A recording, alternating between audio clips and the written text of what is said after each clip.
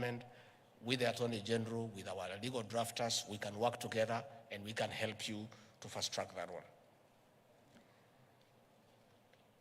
The MP for Molo, KK, my good friend, has said about you people being targeted when there are investigations. It is true. Even the procurement people who are here crying the same. It is true, and it's very sad. And I said, and I want once more to reiterate to ACC and DCI, please hire professionals to be your investigators. Hire accountants, hire procurement people who can advise you on how the investigation is going. You find some of these policemen, they have no idea about accounting. You know? So he is being asked to interrogate you and write statements on things that himself he cannot comprehend. You know? I from a personal experience on how absurd our investigative agencies can be when they are investigating complex matters beyond their pay grade. When we were fighting to come to government, and the previous government targeted me for persecution because of my political stand, which was very firm, and decided to try to blackmail me to change my stand. They sent CID officers all over my life to look around my life for 50 years and turn it around and see whether they can get something. So I had put some money in a microfinance for 8 years. Fixed deposit, 200 million.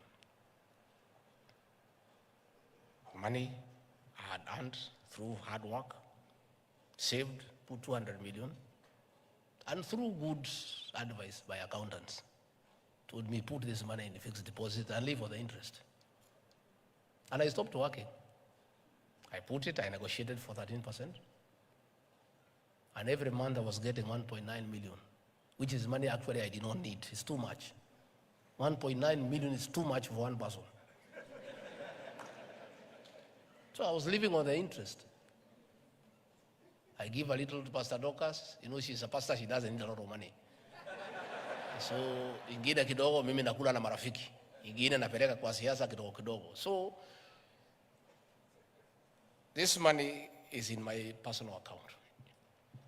I put it on a core deposit for 3 months. So, every 3 months,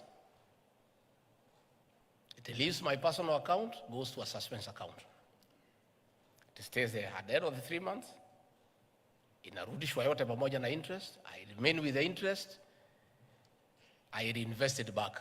So that movement back and forth 4 times a year, a corporal in police said, I have 800 million every year that is coming to the account.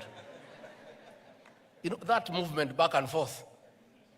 So they calculated for 8 years, they said it's 12.4 billion. And they put up a case of 12.4 billion.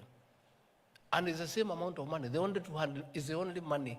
There is no other money. Movement of back and forth, back and forth, back and forth. So yeye anaangalia pale, mwisho pale, at the head pale. Hey, they calculated, they say this man, in 8 years, he has gotten 12.4 billion. He needs to say where this money has come from. But it was the same 200 million. I tried to explain to him, huyo Mjinga hawezi shika, hawezi elewa. But if they had an accountant or a banker in that bank, tungefika hapo kweli? It's just a rollover. We are trying to tell them what is a rollover. Anasema, hiyo ni nini? Hawezi shika. And that is where you have found accountants have been called to record statement. The fellow recording cannot understand what is it that you are saying.